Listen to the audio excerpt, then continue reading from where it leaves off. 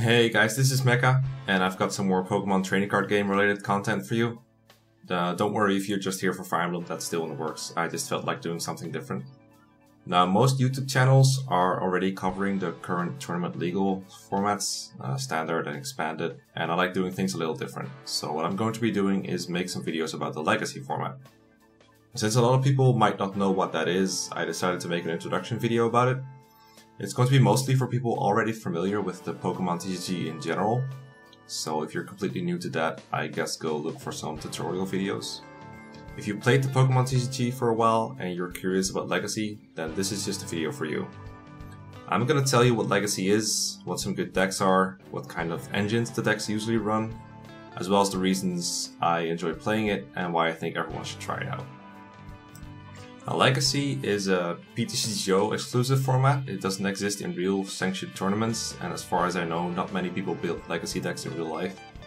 It was introduced to replace the Unlimited format, probably because the developers were getting too many complaints about it.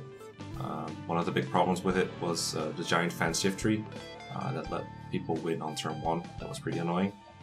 Legacy allows all sets from the Hard Gold, Silver, and Black and White expansions, and it currently has no rotations or new set introductions. And this means the sets featured are pretty old. None of them overlap with the current standard format.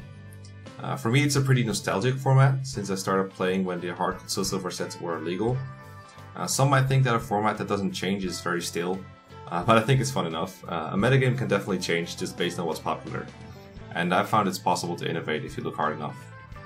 Now, the Hard Gold, Silver sets, they have weak attackers, I think because of the power creep, but they have very strong support Pokemon such as Smeargle, Electric, and Celebi. They also have very good trainers such as Junkarm. Many decks that are in Legacy are reminiscent of ones featured in older formats such as Frisian Genesect, Rayquaza Electric, Darkrai, Empoleon Dusknoir, Flygon Dusknoir, Weavile Execute, Reshiram Typhlosion, and Landorus Mewtwo Garbodor. What I personally like about the format is that there's a healthy combination of speed and consistency. Standard and especially expanded for the past year or two have been very explosive, and they often feature long-term ones due to cards like Trainer's Meal and Shaymin EX. It's looking better now with Guardians Rising, but that's one of the reasons I got really into Legacy.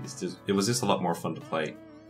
Now, lock decks are also much more powerful in Standard and especially expanded than they are in Legacy.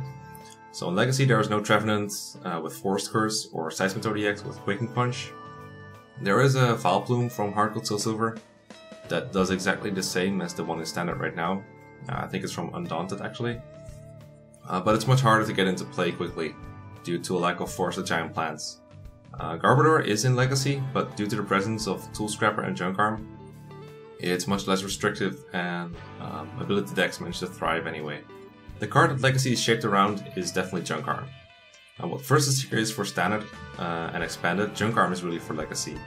You can play any item card as a one-off and burn it early on, knowing you'll have access to up to 4 more copies of it later on.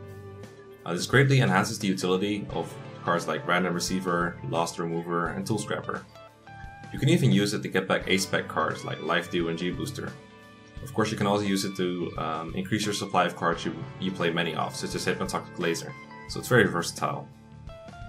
Most decks in Legacy use a consistency engine of 3 supporter cards, Professor Juniper, N, and Professor Oak's New Theory.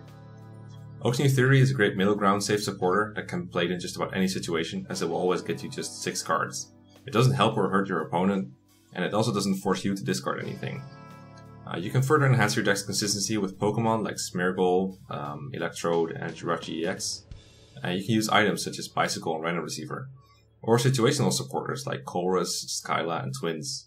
You can even play the Stadium Tropical Beach if you have access to it. Each of these have their own pros and cons, and which one you use greatly depends on which deck you're playing. There's only one major downside to Legacy. It's more expensive to get into than older formats. Older cards are harder to find on PTCGO, since there's little to no supply of Legacy cards in the in-game shop, and most players joined when these cards were long rotated out, meaning fewer packs have been opened. Tropical Beach is one of the most exclusive cards on PTCGO, costing over 100 packs each to get in public trade, since it was only given to Worlds attendees in 2 years long ago. Celebi Prime is also a really expensive card, having a value surpassing that of Full Art Shaman EX. Even a junk arm can cost you a handful of packs each. The good news is that the reward for Legacy tournaments is also pretty worthwhile. A set like Triumphant, which has many key cards such as Celebi Prime and Junk Arm, is worth a lot in trading value. So whenever those are being given out in tournaments, it is definitely worthwhile to play in them. But until you can really rake in the packs, you're going to need a working deck. Since Legacy doesn't see a whole lot of attention on YouTube, I decided I'll be posting videos featuring the most popular Legacy decks, and maybe some more unorthodox ones as well. So if you're interested, please post a comment down below on what decks you'd like to see. I named a whole bunch of them at the start of the video. That's going to be it for now. I hope you enjoyed it, and I'll see you guys next time.